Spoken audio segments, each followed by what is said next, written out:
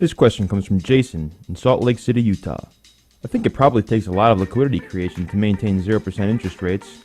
Is it possible to keep monetization going through a scheme whereby the bigger banks have access to very cheap money and they use that to invest in treasuries at a higher rate?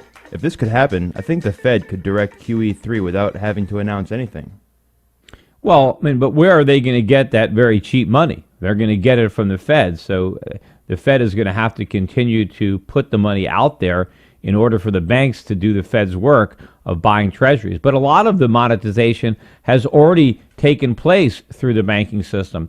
Forget about what the Fed is buying directly with the quantitative easing, but a lot of the cheap money that it is making available to the banks is ending up in treasuries. And that's one of the reasons, people complain, well, why aren't the banks lending?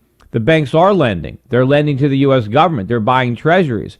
And when they buy treasuries with their deposits or their capital, they can't loan it out to somebody else because they've already loaned it out to the U.S. government. That is the crowding out effect that we are experiencing and that very few want to acknowledge is actually taking place.